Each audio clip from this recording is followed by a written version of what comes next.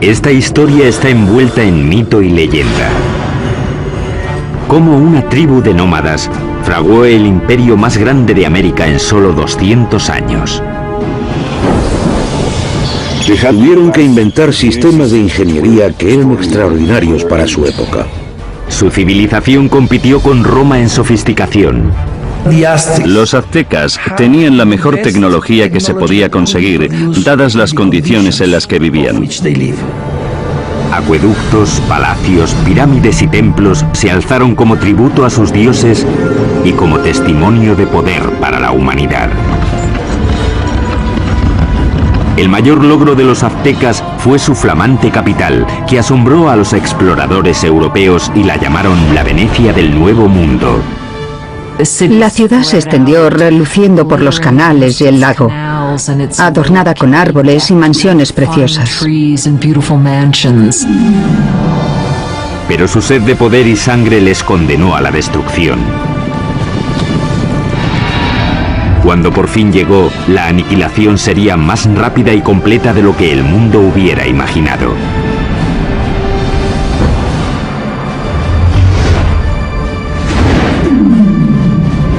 La construcción de un imperio, los aztecas. 1325 después de Cristo, centro de México, cerca de la Ciudad de México actual. Una chica joven, una adolescente, celebra su inminente boda. Es la hija de un rey tribal y está a punto de unirse a una tribu nueva que ha sido invitada a su reino. La tribu es conocida ahora como los aztecas. Como parte del ritual, 5 nobles aztecas la llevan a un antiguo templo para la ceremonia. Pero cuando llegaron arriba, los nobles la apartaron del altar y la pusieron sobre una losa que había ante el templo que se usaba para los sacrificios. Le sujetaron los pies y las manos mientras el 5.º hombre levantaba un cuchillo de obsidiana en el aire. Con un movimiento rápido le abrió el pecho y extrajo el corazón, que aún latía.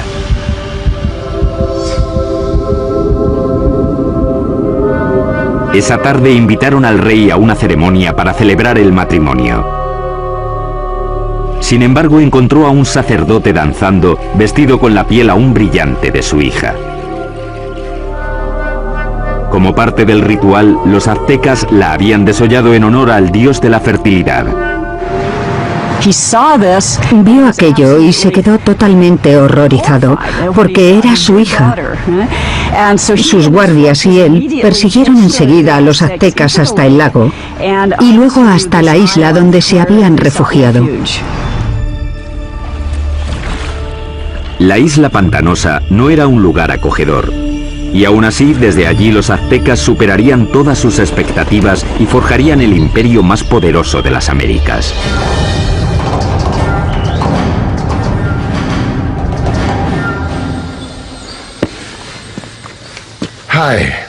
Hola, soy Peter Weller. Cuando pienso en los aztecas, pienso en gente elegante con unos bonitos adornos en el cuerpo y el pelo. Y pienso en una canción de Neil Young sobre Moctezuma y Cortés. Pero también pienso en cuchillos de obsidiana abriendo cavidades pectorales y en manos sacando corazones sangrantes y mostrándolos en alto. La mayoría de los sacrificios aztecas se hacían en un templo en la cima de una pirámide de piedra como esta. Los aztecas pensaban que sin esas ofrendas el sol dejaría de salir y el universo moriría. La historia azteca es una mezcla de hecho y mito, aunque sí sabemos que ese asesinato, con lo horrible que fue, no solo marcó el comienzo del imperio azteca, sino que literalmente marcó el lugar donde empezaría a surgir. La isla a la que los aztecas fueron desterrados tras el desastroso sacrificio de la princesa estaba en el lago Texcoco, el más grande de 5 lagos interconectados que cubren un valle de 65 por 112 kilómetros. Hoy en día este valle enorme y abierto rebosa lo que es la Ciudad de México moderna, una de las ciudades más grandes del mundo. Pero hace 700 años la isla estaba tan empantanada que nadie la había reclamado. Pero mientras miraban el lago, el líder azteca Tenoch anunció a sus seguidores que había visto un águila posada en un cactus en mitad del lago, una señal de los dioses de que habían encontrado su hogar. Llamarían a su ciudad Tenochtitlán. La vida fue dura para los aztecas los primeros años de Tenochtitlán, pero tenían una visión. La visión de una ciudad poderosa modelada en una ciudad antigua y legendaria a solo 40 kilómetros de allí. Llamaron a esta ciudad Teotihuacán o Ciudad de los Dioses. Teotihuacán fue una de las ciudades más impresionantes de la Mesoamérica precolombina. Era misteriosa. Sabemos poco de ella porque no hay escritos que corroboren lo que ocurría en esa gran ciudad. Ya estaba en ruinas hasta en la época azteca, pero creían que era el hogar de los dioses y el sitio donde nacía literalmente el mismísimo sol. El lugar que los aztecas más veneraban de Teotihuacán era una pirámide que se alzaba por encima de los árboles. Se llamaba la Pirámide del Sol. La enorme pirámide solar contiene 765.000 metros cúbicos de tierra y piedra con una base aproximadamente del mismo tamaño que la Gran Pirámide de Giza, en Egipto. Los aztecas creían que Teotihuacán fue diseñada a imagen del cosmos que crearon los dioses. Fue esa imagen la que intentarían reproducir en la construcción de su nueva ciudad, Tenochtitlán. El que aceptó el reto fue un jefe azteca llamado Acamapixtli. En 1376 se embarcó en un plan ambicioso para hacer una ciudad muy avanzada en Tenochtitlán. Pero había un problema. Las islas pantanosas en las que se instalaron requerían mucho trabajo.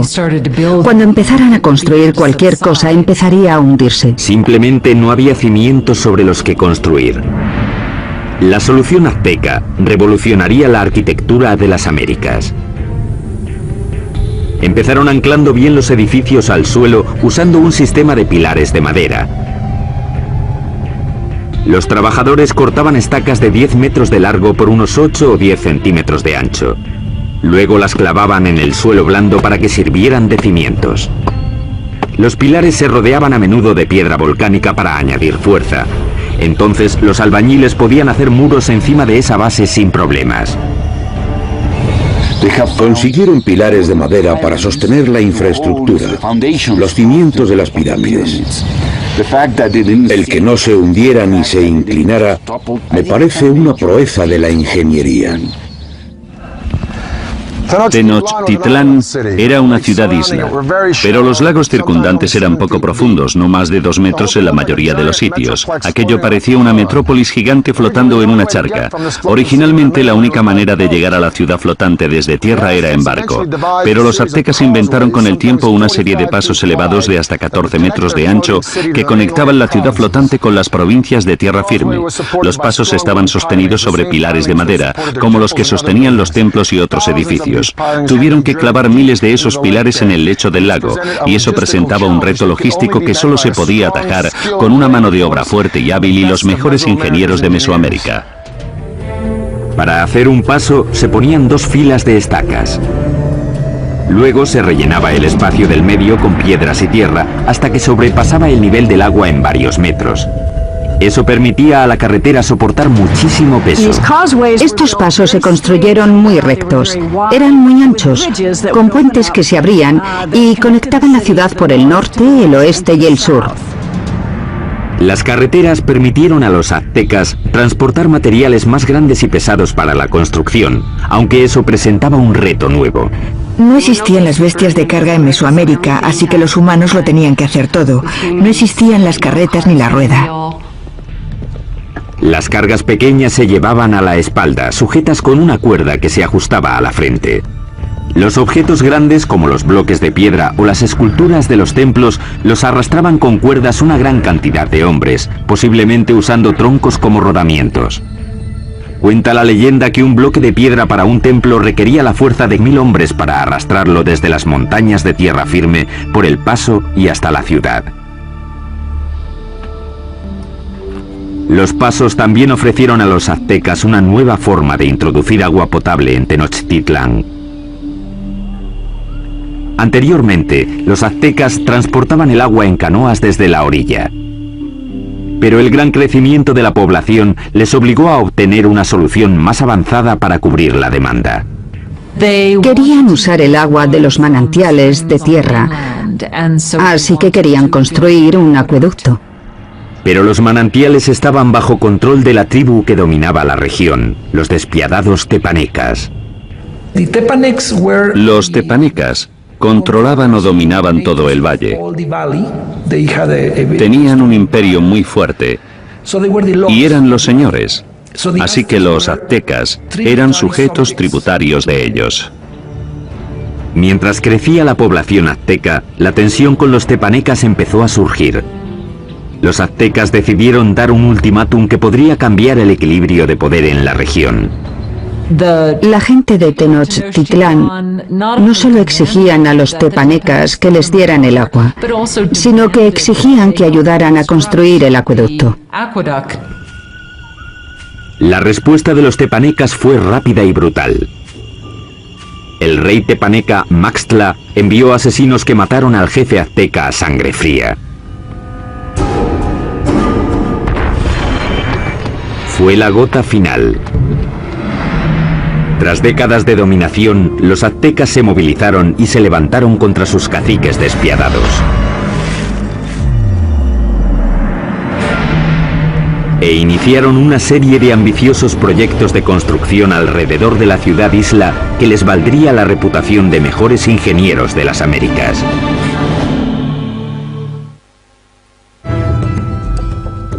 Corría el 1428 y los aztecas habían declarado la guerra a sus caciques, una tribu llamada tepanecas. Pero para ganar a los tepanecas necesitarían una ayudita de sus vecinos. Los aztecas acudieron a la cercana ciudad-estado de Texcoco. Allí un jefe decisivo estaba ascendiendo.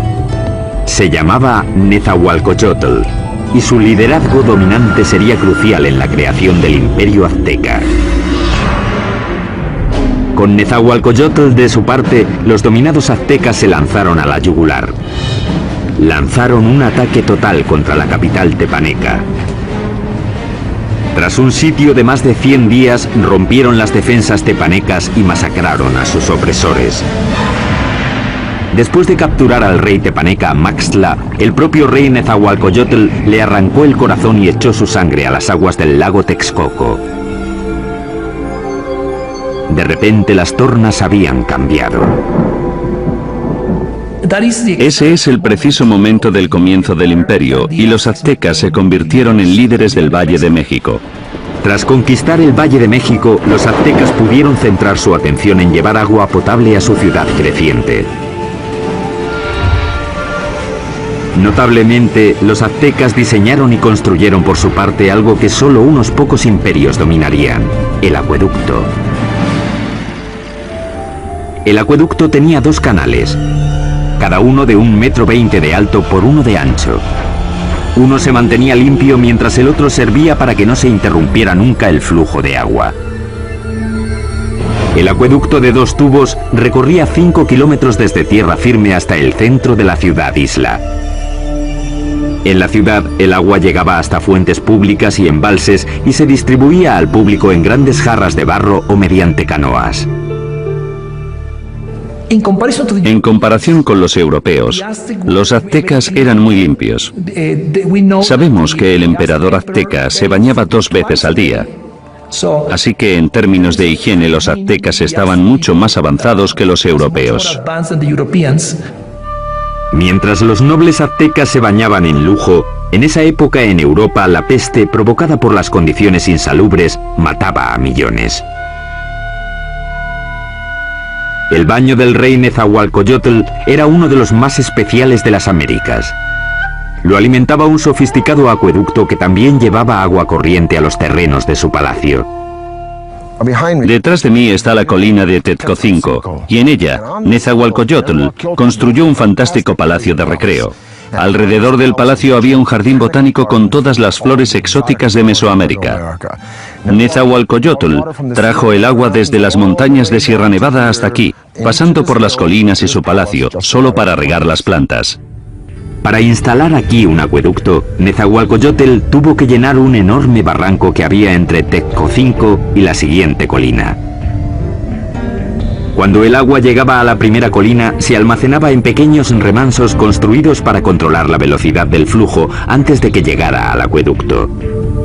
Tras cruzar el acueducto, el agua corría por un circuito alrededor de la colina de Tezcocinco, desbordándose por los laterales en cascadas para regar los jardines. Acababa en una piscina de roca tallada perfectamente redonda llamada la Bañera del Rey. Desde aquí podía observar sus dominios en Texcoco y su jardín botánico que regaba con su acueducto. Ciertamente es una bañera para un rey. A mediados del siglo XV, mientras el imperio prosperaba, los aztecas decidieron que era hora de elegir un soberano. Se llamaba Moctezuma y sería el primero de los dos emperadores cuyo nombre se conocería hasta ahora. La primera orden del día de Moctezuma fue expandir las fronteras del imperio. Los aztecas capturaron las ciudades-estado que había al sur, hacia el valle de Oaxaca, al oeste hasta el Pacífico y al este hasta el Golfo de México. En 1449, el imperio contaba ya con 15 millones de habitantes. En el corto periodo de 100 años, los aztecas consiguieron lo imposible. Cambiaron el orden del mundo mesoamericano. Pero al tiempo que los aztecas dominaban militarmente, su ciudad-isla era vulnerable a otro tipo de enemigo. Como Nueva Orleans, Tenochtitlán luchaba constantemente con el agua. Y uno de los primeros proyectos de Moctezuma fue proteger la ciudad de las inundaciones. Esto es lo que queda del lago Xochimilco, en la parte sur de Ciudad de México, de los tiempos aztecas de la ciudad de Tenochtitlán. Este lago, como los otros 4 que rodeaban a los aztecas, se alimentaba de manantiales, así que no había ríos o riachuelos por los que drenarse, y si llovía lo suficiente, el nivel del agua subía y se desbordaba por la tierra y la ciudad. Eso fue exactamente lo que pasó a mediados del siglo XV, cuando una inundación de proporciones catastróficas barrió Tenochtitlán. La ciudad que comandaba el imperio quedó casi destruida, y la civilización azteca tuvo que depender una vez más de la genialidad de sus ingenieros y de uno en particular.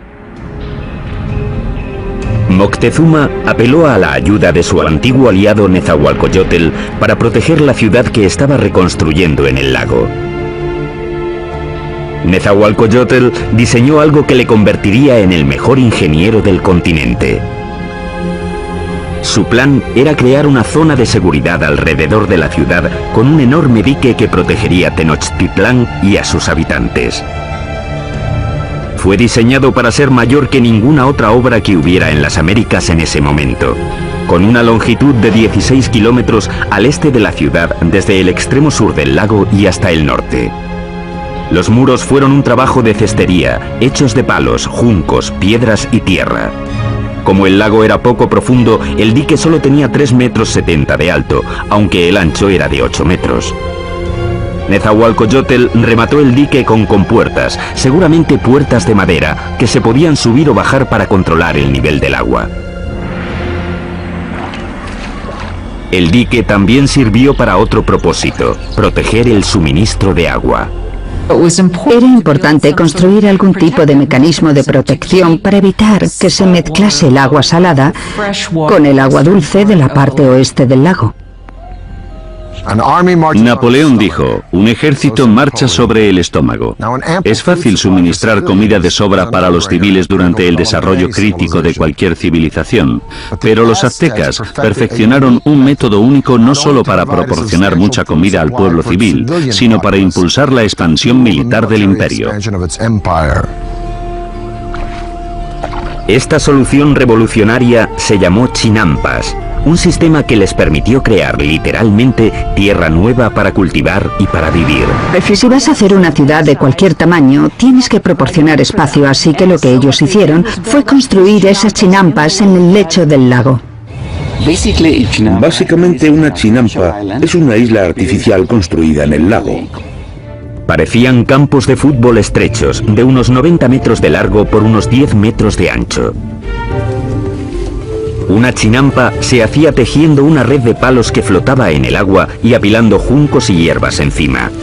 Después se sacaba fango del lecho y se ponía encima de los juncos para formar la chinampa. Entre 4 y 6 hombres tardaban 8 días en construir una chinampa media. Estaban conectadas a la ciudad por canales navegables gigantescos que miles de hombres tardaban meses en hacer.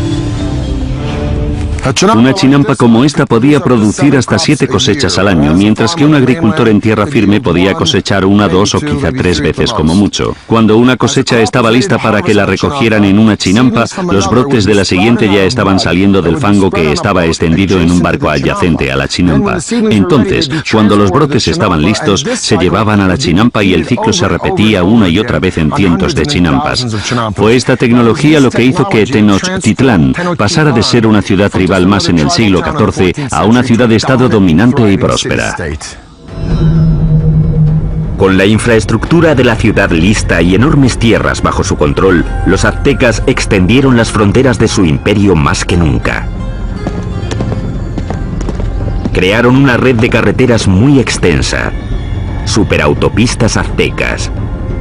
Pero al tiempo que el imperio crecía, también lo hizo la práctica de sacrificios humanos. Muy pronto ríos de sangre corrían por las calles de Tenochtitlán.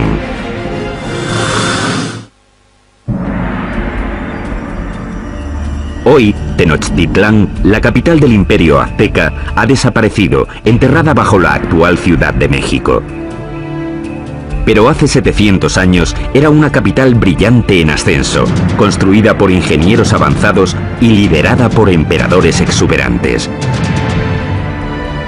A finales del siglo XV, la demografía azteca había explotado. Su siguiente gran emperador lanzaría una serie de conquistas que competirían con cualquiera de la historia. Se llamaba Ahuizotl y demostraría que era incluso mejor guerrero que su abuelo, Moctezuma.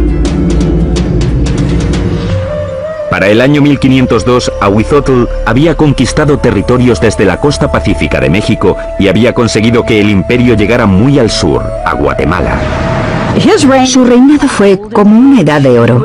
Él fue el rey que abrió las rutas de transporte a las zonas costeras y las tierras bajas donde los aztecas tenían sus mayores lujos. Todas las plumas brillantes, el oro, las piedras preciosas que los nobles y soberanos lucían como parte de su estatus, venían de allí. Para transportar riquezas al corazón del imperio, los aztecas construyeron una red de superautopistas que cruzaban México central.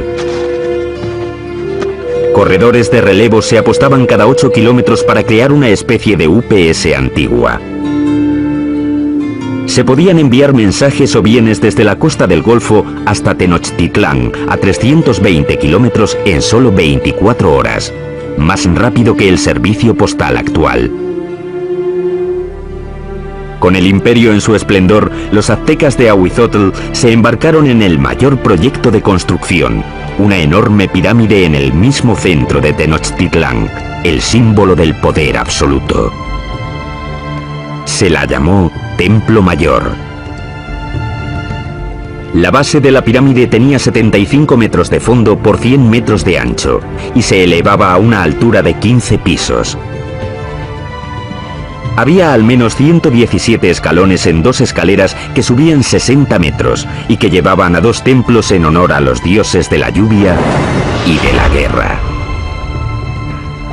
El templo se reconstruyó en el mismo lugar 7 veces, comenzando en 1325 con la fundación de la ciudad.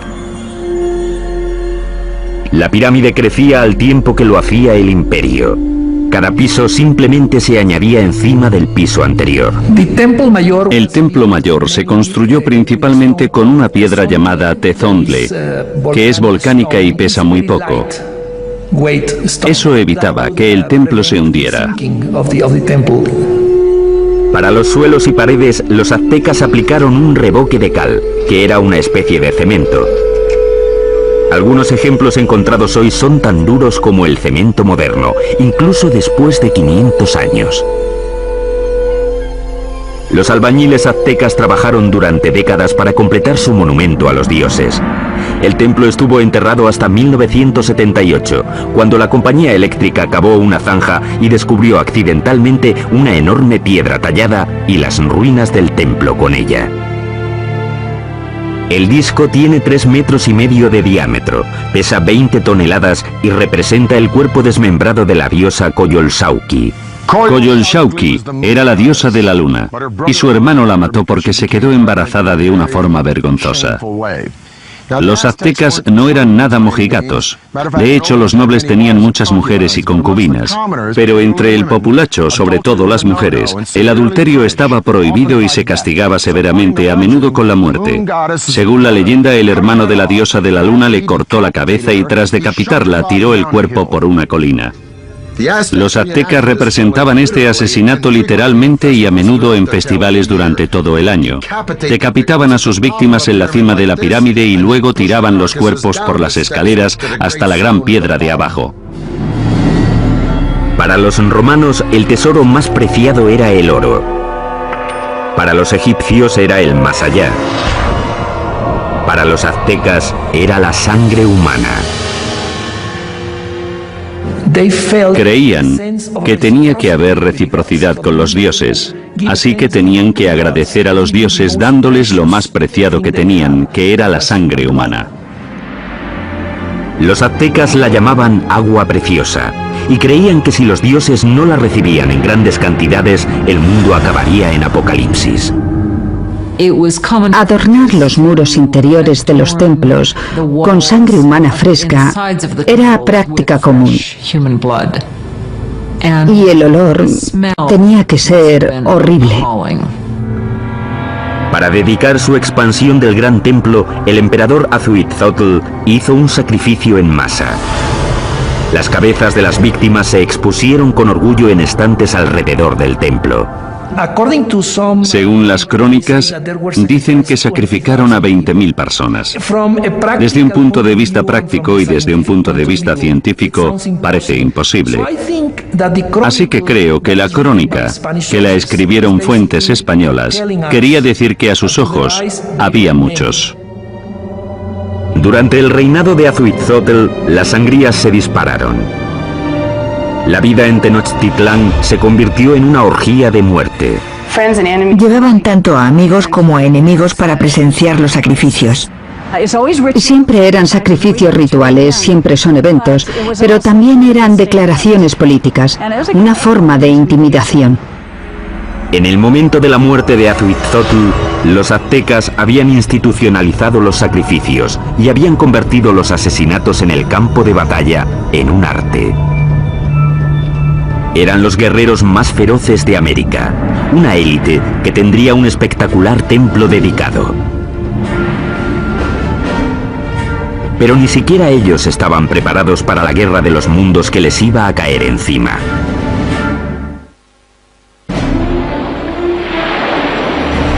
Corría el año 1502. Azuitzotl, emperador de los aztecas, muere. Moctezuma II, un ex sacerdote de 34 años, sube al poder. A un mundo de distancia, en España, un notario de 18 años llamado Hernán Cortés se prepara para cruzar el Atlántico para unirse a la conquista que su país está haciendo del Nuevo Mundo. El imperio azteca está en su cenit. Ahora se extiende por al menos 210.000 kilómetros cuadrados, desde Tenochtitlán hasta las dos costas y muy al sur hasta Guatemala. Unos 25 millones de personas formaban la ley azteca. Había 38 provincias cuyos habitantes pagaban importantes impuestos, enriqueciendo así a los nobles. La ciudad se extendió, reluciendo por los canales y el lago, adornada con árboles y mansiones preciosas. Y Moctezuma II lo presidía todo. Era conocido por sus habilidades políticas y militares. Un líder duro. Mató a la población de las ciudades que no se doblegaban a su mandato. Pero en privado estaba inquieto. Parece ser que Moctezuma era un individuo pasivo, incluso hasta depresivo. Cuenta la leyenda que después de ver un cometa pasando por el cielo de Tenochtitlán, pasó el resto de la noche llorando.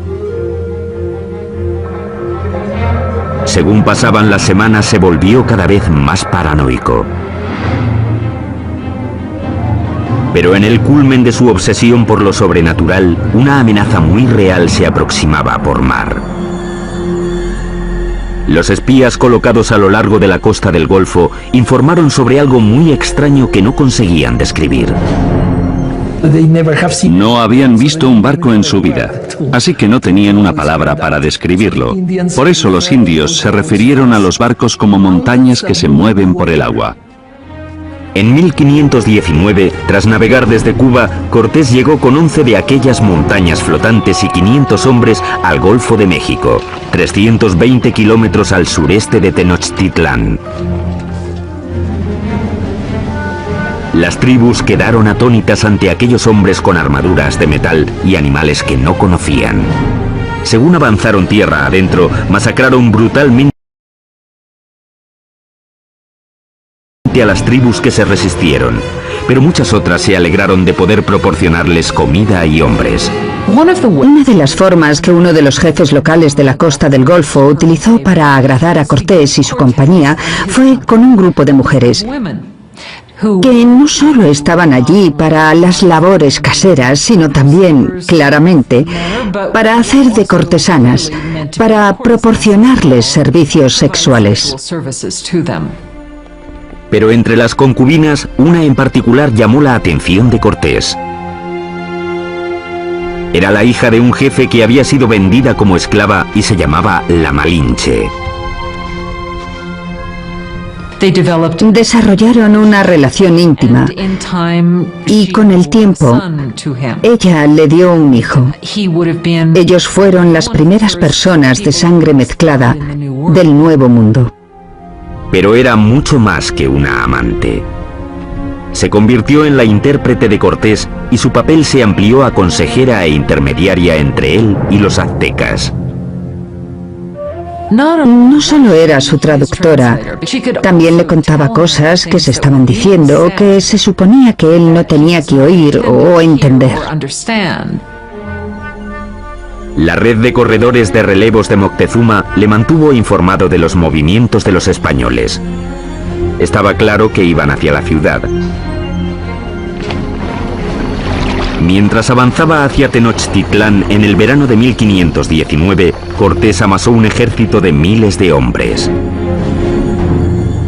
El ejército de guerreros de Moctezuma contaba con cientos de miles. Iban vestidos de animales en el campo de batalla para intimidar a sus rivales. Parte de ello era espectáculo. Los guerreros llevaban distintos trajes increíbles. Los guerreros más importantes eran los caballeros, vestidos de jaguares y águilas. Los caballeros aztecas se iniciaban en sus órdenes con ceremonias sagradas en templos especiales como este. Este es el templo Cueva de Malinalco, uno de los 6 templos de esta remota ladera a unas horas al sur de Ciudad de México. Moctezuma lo terminó en el año 1502, poco después de su coronación. En Europa, Miguel Ángel estaba esculpiendo el David en la República de Florencia. Pero mientras Miguel Ángel tallaba el David, los aztecas extraían este templo directamente de la ladera de la montaña. Y es el único templo en todo el hemisferio occidental construido de esta forma. Al final de las escaleras de Coalcali se encuentran las esculturas de dos jaguares. A los lados de las puertas yacen los restos de dos guerreros. La puerta representa la boca abierta de una serpiente gigante. Literalmente se puede ver la lengua saliendo del templo. Los aztecas creían que esta era la entrada al centro de la tierra. Los guerreros privilegiados venían aquí, entraban en la sala con esculturas de águilas, les perforaban la nariz y ofrecían sangre en sacrificio para Huitzilopochtli, el dios de la guerra. Pero esta no sería, ni mucho menos, la última vez que los guerreros aztecas vendrían a dar su sangre. El primer encuentro entre Cortés y Moctezuma sería pacífico.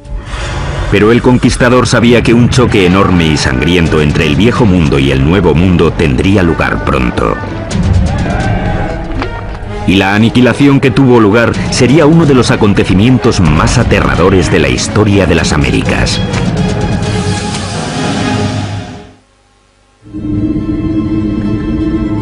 Otoño de 1519. El conquistador español Hernán Cortés ha llegado por fin a la brillante capital azteca de la que tanto ha oído hablar, Tenochtitlán. Cuando los españoles vieron por primera vez Tenochtitlán, debieron pensar que era una visión, que estaban entrando en alguna especie de sueño. Una enorme fuerza de guerreros nativos aliados contra los aztecas le acompaña mientras avanza por el paso principal hacia la ciudad. El encuentro entre Cortés y Moctezuma en el paso hacia Tenochtitlán tuvo que ser uno de los acontecimientos más impresionantes de la historia del mundo. Fue un encuentro entre dos mundos distintos. Cortés le ofreció la mano, pero en cuanto lo hizo, los nobles que atendían a Moctezuma le empujaron diciendo: no, no, no, es una indignidad total. Nadie toca a Moctezuma, el gran señor de la tierra. El encuentro de los dos mundos fue pacífico, pero lleno de tensión. Moctezuma en ese momento ya se había vuelto impulsivo y propenso a las crisis de histeria. Así que el encuentro fue para calcular las fuerzas. Aunque los aztecas tenían un sistema diplomático y guerrero mucho más inocente comparado con el sistema tan taimado y ladino de los europeos. Moctezuma invitó a los españoles a quedarse en uno de sus palacios. Resultó ser un error catastrófico. Cuando los españoles entraron en la ciudad, quedaron tan impresionados que les pareció un sueño. En el centro de la ciudad se alzaba el colosal palacio del emperador. El palacio de Moctezuma II era un gigantesco complejo que se extendía por las 3 hectáreas contiguas al gran templo. Uno de los españoles se dio cuenta de que todos los días se reunían 600 nobles en el palacio de Moctezuma para oír las palabras del emperador. Moctezuma recibió a los españoles en una gran cámara de recepciones que había en la entrada, diseñada para que el emperador pareciera omnipotente. Pero el palacio de Moctezuma sería el último que construirían los aztecas. Cuando no llevaban ni una semana de visita, los españoles fueron a la yugular y secuestraron a Moctezuma. Fue un movimiento atrevido, pero compensó. El imperio parecía suyo. Aunque Moctezuma seguía siendo el líder oficial de la ciudad, durante un tiempo no fue más que el portavoz de Cortés. Durante 6 meses, la tensión dentro de los muros de Tenochtitlán se calmó. Entonces, en la primavera de 1520, todo cambió. Una mañana, unos soldados españoles interrumpieron un sacrificio sagrado y mataron a los participantes. El acto desencadenó un alzamiento. Para los aztecas, los españoles habían cometido un sacrilegio inefable. La ciudad quedó sumida en el caos cuando los aztecas marcharon al palacio de Moctezuma. Moctezuma intentó subir a la cima del palacio, hablar con la gente y calmarlos, pero ya no aguantaron más. Moctezuma se había convertido en la marioneta de los españoles. Una traición tan enorme a los ojos de su pueblo que le lapidaron y tiraron flechas. Poco después tiraron el cuerpo sin vida de Moctezuma por las escaleras del palacio. Nunca sabremos si murió a manos de los españoles o por las heridas que le infligió su propio pueblo. Y los españoles decidieron que sería un buen momento para irse de la ciudad. La noche del 30 de junio de 1520, los españoles intentaron escapar aprovechando la oscuridad. Pero no quieren deshacerse de las cosas que han cogido y arrastran el peso de todo lo que quieren llevarse. Fueron presas fáciles para los guerreros aztecas que les atraparon en el paso. Los cuerpos se apilaron rápidamente en el agua. 400 españoles fueron masacrados junto a miles de sus aliados indios. Esa escapada ha llegado a llamarse la Noche Triste. Cortés y unos pocos más consiguieron escapar con vida. Los españoles acabarían destruyendo la brillante ciudad de Tenochtitlán. Empezarían cortando la línea vital de la ciudad, el acueducto. Mientras cientos de miles de personas dentro de los muros de la ciudad estaban sin agua, Cortés creó un bloque alrededor de Tenochtitlán para que no recibieran suministros del exterior. Así que la idea del bloqueo era hacer que se rindiera la ciudad por hambre. Pero los aztecas tenían muchísima resistencia y no sería fácil vencerlos. Y lo que decidieron hacer fue lanzar un ataque por tierra y por mar. Durante siglos, el lago que rodeaba Tenochtitlán había constituido una barrera contra los invasores, pero Cortés encontraría una forma de evitarla. Hizo que miles de sus aliados indios transportaran los barcos en piezas atravesando las montañas para montarlas y lanzarlas al lago. Mayo de 1521. Cortés lanza su gigantesco ejército en un ataque final y decisivo contra Tenochtitlán. 600 españoles, incluyendo 100 caballeros y hasta 50.000 aliados indios, se enfrentaron a los defensores aztecas de la ciudad sobre los pasos.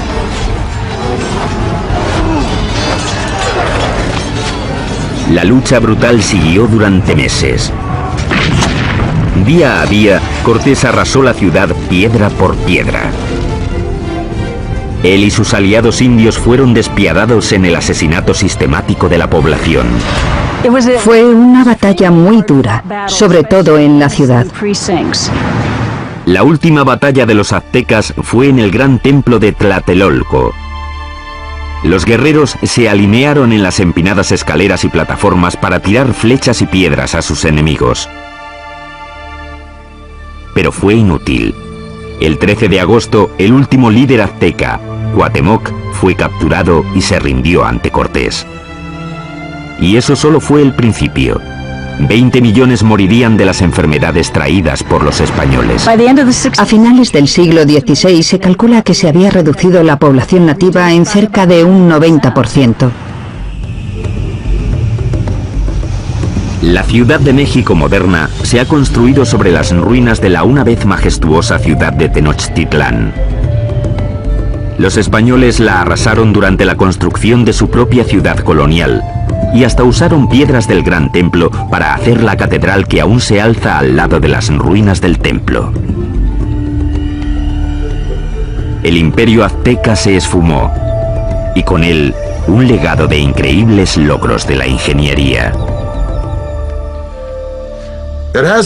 Ha quedado claro, por sus sofisticados sistemas de urbanismo, agricultura y suministro de agua, que los aztecas se alzaron entre los grandes imperios más avanzados del mundo. El templo excavado de Malinalco es uno de los logros aztecas más impresionantes que los españoles no destruyeron.